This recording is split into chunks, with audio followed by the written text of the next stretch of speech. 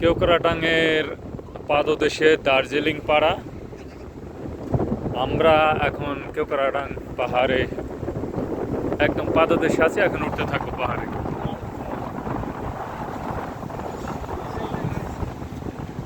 এই শুরু হলো চমৎকার অভিজ্ঞতা, অসাধারণ। আমরা কেওক্রাডাং পাহাড়ে উঠছি সমুদ্র পৃষ্ঠ থেকে প্রায় 4000 ফিট উচ্চতায়।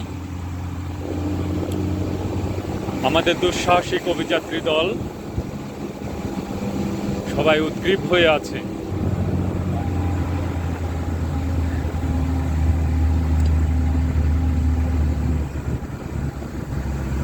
আমরা চাঁদের গাড়িতে উঠছি,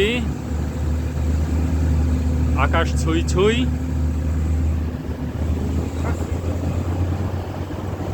নুন থাসি পাড়া পার হয়ে গেলাম। এখন আমি সবার চাইতে 2 ফিট উচ্চতায় আছি কমপক্ষে, কারণ আমি ছিটের উপরে দাঁড়িয়েছি।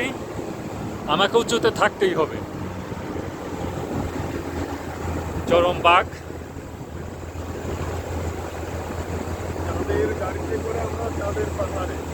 চাঁদের গাড়িতে চাঁদের পাহাড়ে আমাদের দুঃসাহসিক অভিযাত্রী দলের 2-1 অনুভূতি শুনি। দাদা, আপনার অনুভূতিটা আমরা একটু শুনতে চাই। আসলে কিছু কিছু জিনিস বলে প্রকাশ করার মতো নয়। মনে হচ্ছে যেন স্বপ্নকে বাস্তবে একটা ছুঁয়ে দেখার অনুরণন ভিতরে দোলা খাচ্ছে। প্রকৃতি সান্নিধ্যে না এলে আসলে বোঝা যায় না যে প্রকৃতিরও একটা আলাদা সৌন্দর্য মানুষকে বিমোহিত করে।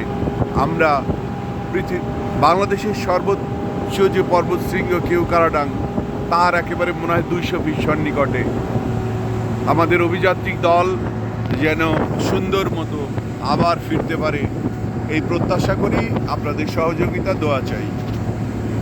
আমাদের সাথে আছেন আমাদের সহকারী উপজেলা প্রাথমিক শিক্ষক স্যার আলমগীর স্যার। আমরা স্যারের অনুভূতি আমরা একটু শুনতে চাই। আমরা রাজবাড়ী থেকে গত 11 তারিখে রওনা দিয়েছি। সেখান থেকে কক্সবাজার থেকে বান্দরবনের 6টি উপজেলা আমরা এর আগেই ভ্রমণ করেছি।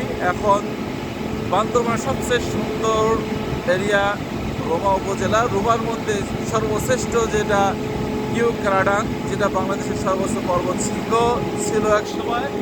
যখন বিজয় আবিষ্কার হলো তখন এটা আবার 2য় পর্বতশৃঙ্গ হলো। আমরা সেটা বিজয় করতে পেরে খুবই আনন্দিত। আশা করি আমাদের সাথে যারা আছে প্রত্যেকের একটা স্বপ্ন ছিল যে তাজিংটাও একদিন আমরা বিজয় করব, কেওক্রাডাং বিজয় করব। আজ আমরা কেওক্রাডাং বিজয় করতে পেরে খুবই আনন্দিত। আশা করি আমরা খুব শীঘ্রই তাজিংটাও বিজয় করতে পারবো ইনশাআল্লাহ।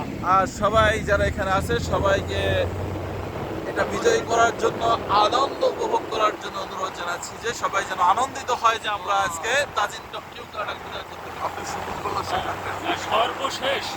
সর্বশেষ ধাপ আমার জন্য। এখন সর্বশেষ ধাপে উঠছি। আমরা এক সর্বোচ্চ উচ্চতায়, বাংলাদেশের সর্বোচ্চ উচ্চতায়, 2য় সর্বোচ্চ উচ্চতায় আপাতত আমরা উঠছি। কেওক্রাডাং 0 কিলোমিটার। কেওক্রাডাং 0 কিলোমিটার। আলহামদুলিল্লাহ।